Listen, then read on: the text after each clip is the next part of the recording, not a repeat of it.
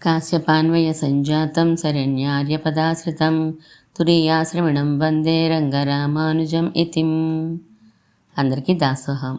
మన ఆచార్యులు శ్రీ శ్రీ శ్రీ త్రిదండి శ్రీ రంగరామానుజయ స్వామి వారు రచించిన గ్రంథాల్లో శ్రీకృష్ణార్జున సంవాదాన్ని మనం చదువుకుంటున్నాం. ఆచార్య కైంకర్యంగా భగవద్గీతని కృష్ణార్జున సంవాదంగా మనకి అందిస్తున్నారు ప్రశ్నోత్తరాల రూపంలో మన ఆచార్యులు. 16వ అధ్యాయంలో 9 శ్లోకాల వరకు మనం భావాన్ని తెలుసుకున్నాం. 5787 ప్రశ్నల వరకు మనం చదువుకున్నాం. ఈరోజు 15వ అధ్యాయంలోని 10వ శ్లోకాన్ని ప్రారంభించుకుందాం. 5788వ ప్రశ్న నుండి. ఆహా, ఎంత బాగా చెప్పారో. సరే, 10వ శ్లోకం చెప్పండి. కామమాశ్రిత్య దుష్పూరం దంభమానమదాన్వితాః మోహాత్ గృహీత్వా సద్గ్రాహాన్ ప్రవర్తంతే శుచివ్రతాః. అన్వయం. దుష్పూరం కామమాశ్రిత్య మోహాత్ అసద్గ్రాహాన్ గృహీత్వా అశుచివ్రతాః దంభమానమద అన్వితాః సంతః ప్రవర్తంతే. తాత్పర్యం. తృప్తి పరచనలవి కాని కామమును ఆశ్రయించి మోహము వలన అన్యాయార్జితములు చేసి అశాస్త్రీయమైన వ్రతములు చేస్తూ దంభము, దురభిమానము, మదములతో ప్రవర్తించెదరు.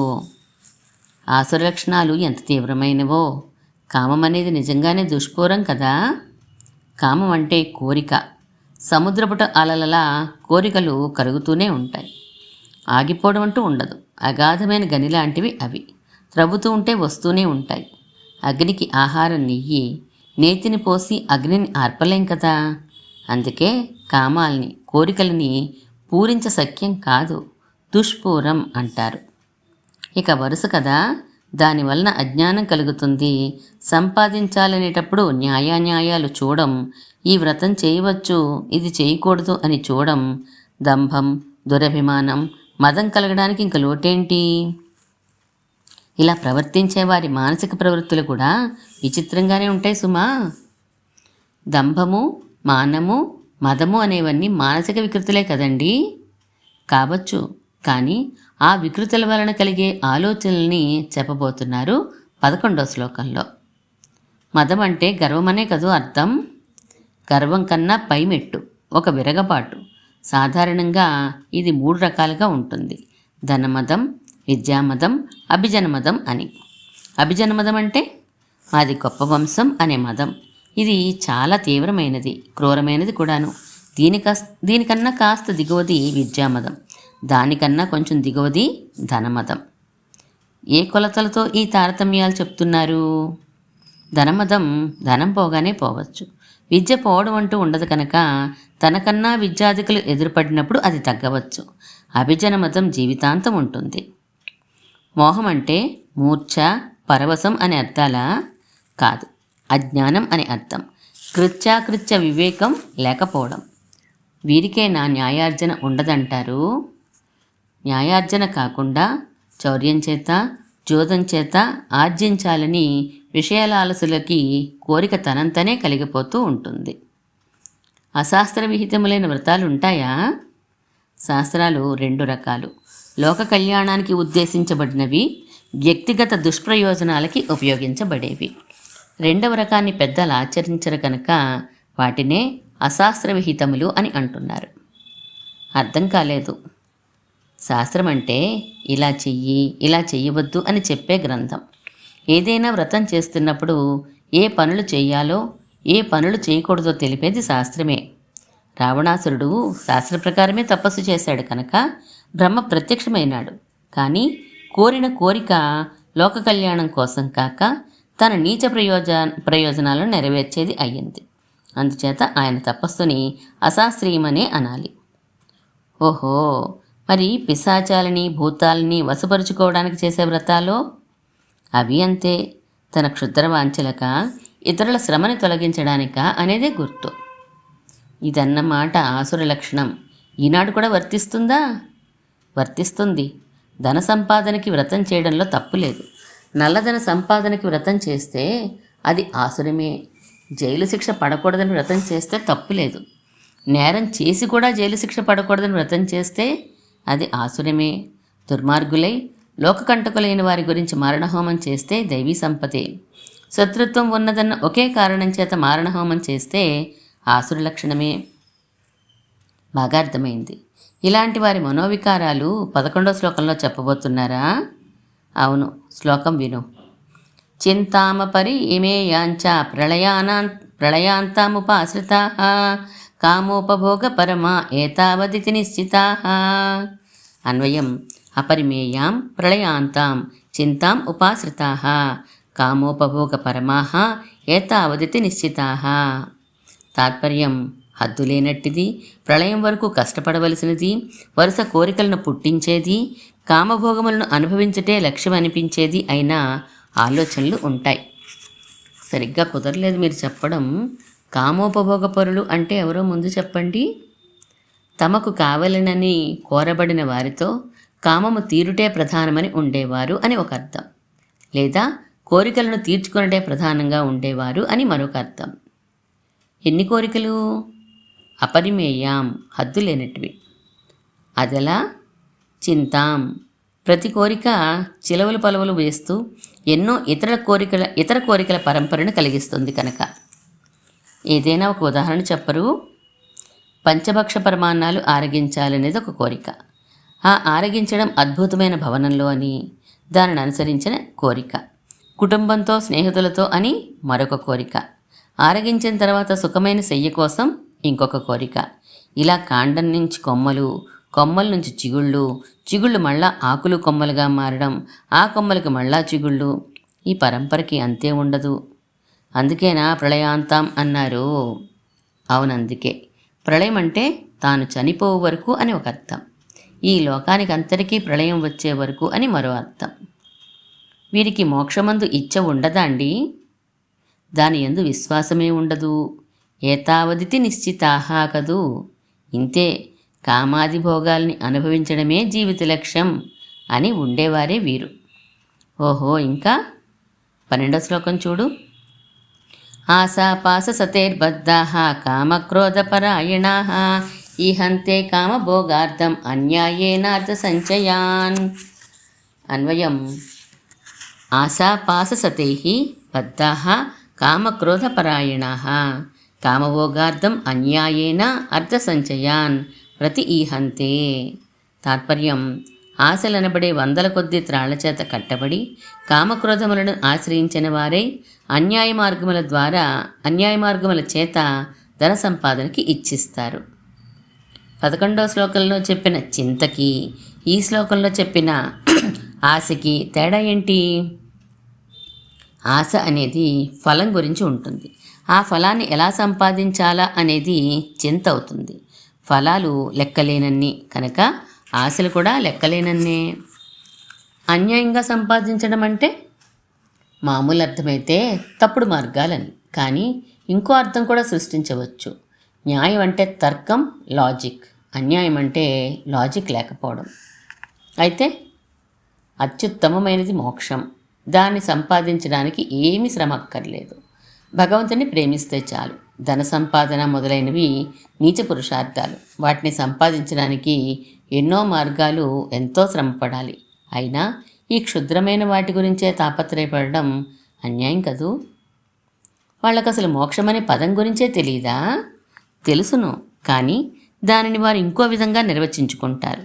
ఈ ఆసుర లక్షణాలు కలవారి ఉద్దేశంలో సహస్రభగ సందర్శనాత్మకశ్చ మహానంద లక్షణో మోక్ష అని నిర్వచనం. అనేక మందితో రమించడమే వారికి మోక్షం. దానికి అవసరమైన ధనాదులను సంపాదించుకోవాలి కదా. అవును, రావణాసురుడు వంటి వారు చేసింది అదే కదా.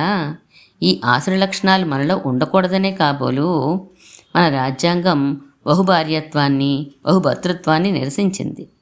ఇక 13వ శ్లోకం చెప్పండి. ఆ ఆసుర లక్షణాల భావాలనే 13వ శ్లోకంలో కూడా వివరిస్తున్నారు. యదమద్య మయా లబ్ధం ఇమం ప్రాప్స్యే మనోరథం యదమస్థితమపి మే భవిష్యతి పునర్ధనం. అన్వయం. ఇదం అద్య మయా లబ్ధం ఇమం మనోరథం ప్రాప్స్యే ఇదం అస్తి పునః ఇదం ధనమపి మే భవిష్యతి. తాత్పర్యం. ఇది అంటే ఈ సంపద ఇప్పుడు నా సామర్థ్యం చేత పొందబడినది. ఈ కోరికను తీర్చుకొనగలను.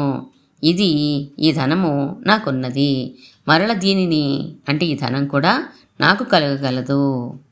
ఓహో, అంతా తన వలననే అనుకుంటాడన్నమాట. అవును, భగవంతుడే చేయించేవాడు, భగవంతుడే ఫలాన్ని ఇచ్చేవాడు, భగవంతుడే ఆశ్రయింపదగ్గవాడు అనే ఆలోచనలు కాకుండా వీరికి అహంకారం మెండు కనుక ఇదంతా తమ వల్లనే అనే భావం నడుస్తూ ఉంటుంది. రివ్యూ కూడా చేసుకుంటాడన్నమాట. అవును, ఇంతవరకు దీనిని పొందేను, ఇక పొందవలసింది ఇది అని సమీక్షలు చేసుకుంటూ ఉంటాడు. యోగులైన వారు ఇంతవరకు ఈ ఇంద్రియాలని భగవంతుడి వైపు మరల్చగలిచాను, ఇక ఈ ఇంద్రియాల్ని మరల్చాలి అని సమీక్షించుకున్నట్లుగా అన్నమాట.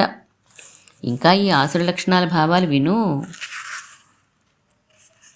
అసౌ మయా హతః శత్రుః హనిష్యే చాపరానపి ఈశ్వరోహమహం భోగి సిద్ధోహం బలవాన్ సుఖీ.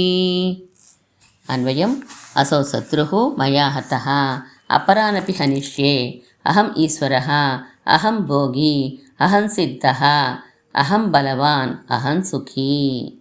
తాత్పర్యం: ఈ శత్రువు నా చేత చంపబడ్డాడు, మిగిలిన వారిని కూడా చంపెదను.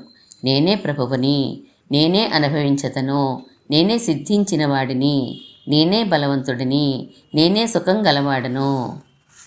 నిజంగా ఇలాంటి వారు ఉంటారా అండి? ఎందుకు లేరు?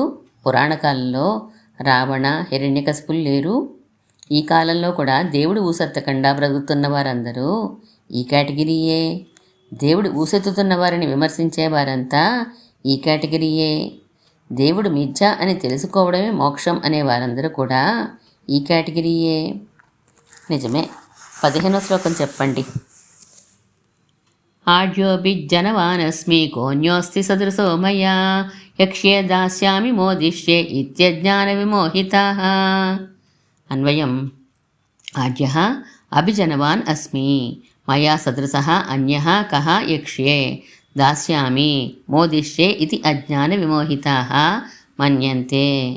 తాత్పర్యం: నేను ధనవంతుడను, మంచి వంశంలో వాడిని, నాలాంటి వారు ఇతరులు ఎవరు?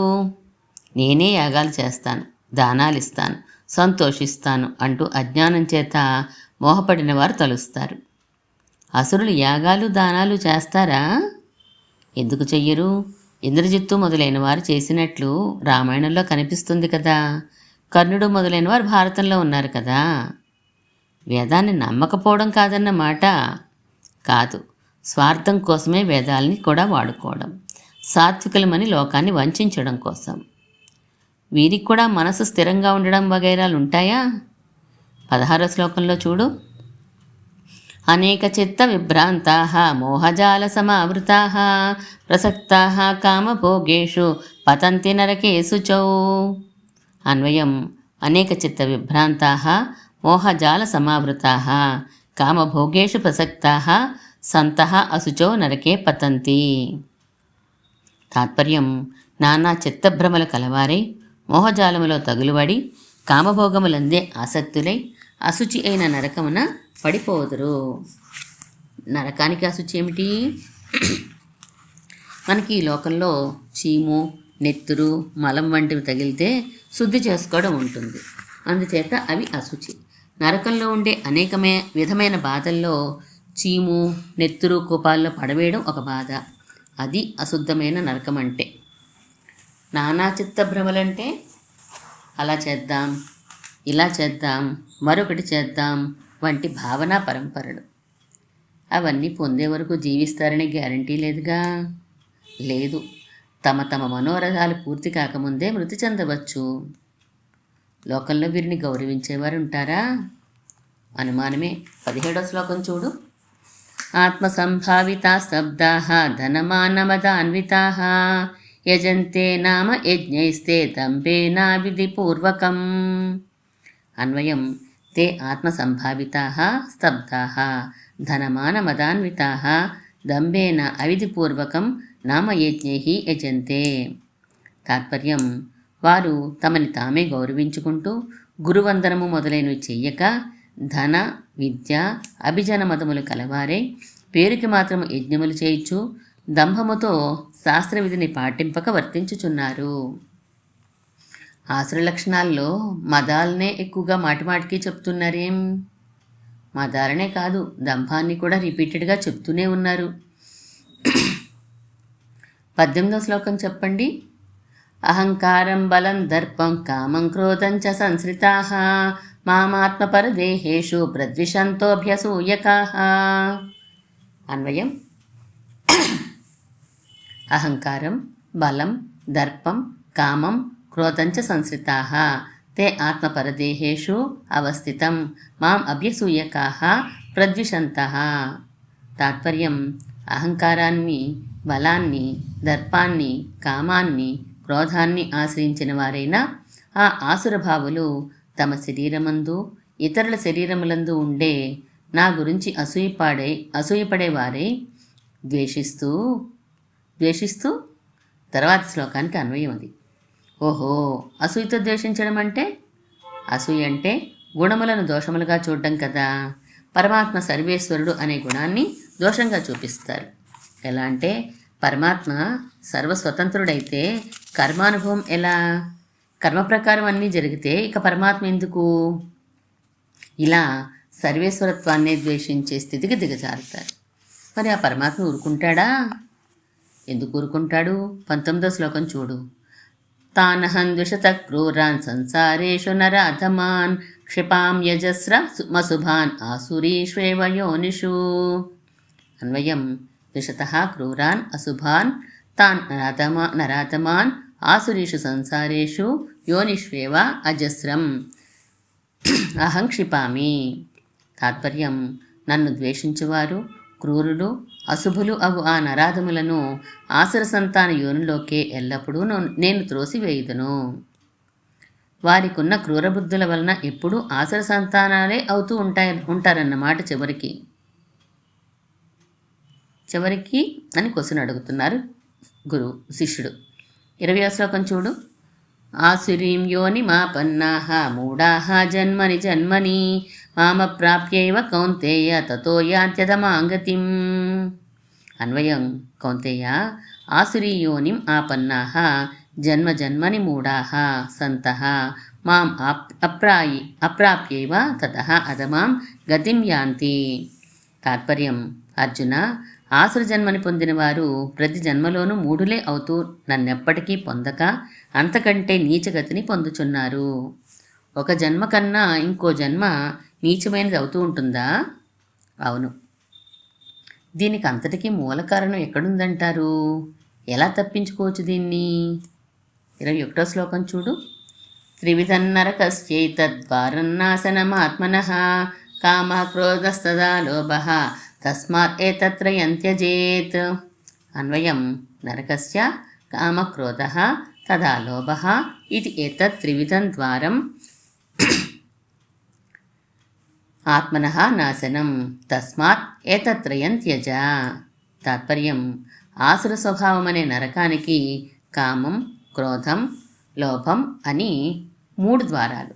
అవే ఆత్మ వినాశనానికి దారి తీస్తాయి. అందుచేత ఆ 3ంటిని విడిచిపెట్టు. ఓహో, కామ, క్రోధ, లోభములను విడవగలిగితే ఆసుర లక్షణాలు రాకుండా చూసుకోవచ్చు అన్నమాట. అంతేకాదు, అంటే ఆసుర లక్షణముల నుండి తప్పించుకోవడమే కాదు, ఆ 3ంటిని విడిచిపెడితే ఉత్తమ గతులు కూడా కలుగుతాయని 22వ శ్లోకంలో చెప్తున్నారు. చదువు. ఏతేర్విముక్త కౌంతేయ తమోద్వారే త్రిభిర్నరః ఆచర్యాత్మనః శ్రేయః తతో యాతి పరాంగతిం. ఆచరిత్యాత్మనః శ్రేయః తతో యాతి పరాంగతిం. అన్వయం విను. కౌంతేయ, తమోద్వారే ఏతే త్రిభిః విముక్తః నరః ఆత్మనః శ్రేయః ఆచరతి తతః పరాంగతిం యాతి. తాత్పర్యం: అర్జున, తమోగుణకారకములైన ఈ 3 చేత విడవబడిన వాడైన మానవుడు తనకు తానే మంచిని చేసుకొనును. ఆ పిమ్మట ఉత్తమగతిని పొందును. కామ, క్రోధ, లోభములను విడిస్తే ఉత్తమగతి అన్నమాట. అసలు ఆ కామక్రోధ లోభాలకి వశపడకుండా ఉండడం ఎలా? 23వ శ్లోకం చూడు. యస్శాస్త్ర విధిముత్సృజ్య వర్తతే కామకారతః నస సిద్ధిమవాప్నోతి నసుకన్నా పరాంగతిం. అన్వయం. యః శాస్త్ర విధిం ఉత్సృజ్య కామకారతః వర్తతే సహ సిద్ధిన్నవాప్నోతి సుకన్న పరాంగతిన్న. తాత్పర్యం, ఎవడైతే శాస్త్రాన్ని విడిచిపెట్టి తనకిష్టం వచ్చినట్లు ప్రవర్తిస్తాడో వాడు ఫలాన్ని పొందడు, సుఖాన్ని పొందడు, భగవంతుని కూడా పొందడు. అంటే ఈ లోకం లేదు, స్వర్గాదులు లేవు, మోక్షము లేదు. అంతే అంతే. శాస్త్రం అంటే ఆయన ఆజ్ఞ కదా. దానిని విడవడం వలన, దాని ప్రకారం నడవకపోవడం వలన కామ, క్రోధ, లోభాలు చుట్టుముట్టి ఆసుర లక్షణాలు పెరిగి అధోగతి పాలవుతారు. చివరికి ఉపదేశం ఏంటి? 16వ అధ్యాయపు చిట్ట చివరిదైన 24వ శ్లోకం చూడు. తస్మాచ్చాస్త్రం ప్రమాణంతే కార్యాకార్య వ్యవస్థితౌ జ్ఞాత్వా శాస్త్ర విధానోక్తం కర్మ కర్తుమిహార్హసి. అన్వయం: తస్మాత్తే కార్యాకార్య వ్యవస్థితౌ శాస్త్రం ప్రమాణం శాస్త్ర విధానోక్తం కర్మ జ్ఞాత్వా ఇహ కర్తుం అర్హసి. తాత్పర్యం: కనుక నీకు ఏది చేయాలో ఏది మానాలో నిర్ణయం కొరకు శాస్త్రమే ప్రమాణం. అదేం చెప్పిందో తెలుసుకొని ఈ లోకంలో కర్మలు చేస్తూ ఉండవలెను. తెలిసింది, శాస్త్రమే మనకు ప్రమాణం. 15వ అధ్యాయం చివరి శ్లోకంలో రహస్యమైన శాస్త్రాన్ని నీకు చెప్పాను అన్నారు. 16వ అధ్యాయం చివరి శ్లోకంలో ఆ శాస్త్రమే నీకు ప్రమాణము అని అంటున్నారు. 16వ అధ్యాయం త్వరగానే అయిపోయింది. గీతార్థ సంగ్రహ శ్లోకం కూడా చెప్పేయండి. దేవాసుర విభాగోక్తి పూర్వికా శాస్త్రవశ్యత తత్వానుష్ఠాన విజ్ఞానస్తేమ్నే షోడశ ఉచ్యతే. అంటే దేవతలు, అసురుడు అనే విభాగాన్ని చెప్తూ శాస్త్రానుగుణంగా ప్రవర్తించాలని, జ్ఞానానుష్ఠానాల దృఢత్వం దానివల్లనే కలుగుతుందని 16వ అధ్యాయంలో చెప్పబడింది అని గురువుగారు 16వ అధ్యాయాన్ని పూర్తి చేశారు. 5840 ప్రశ్నతోటి మన కృష్ణార్జున సంవాదంలోని 16వ అధ్యాయం మనం పూర్తి చేసుకున్నాం. మిగిలింది రేపు చదువుకుందాం. శ్రీమన్మహాభూతపురే శ్రీమత్ కేశవ యజ్వరః కాంతిమత్యాం ప్రసూతాయ ఇతి రాజాయ మంగళం.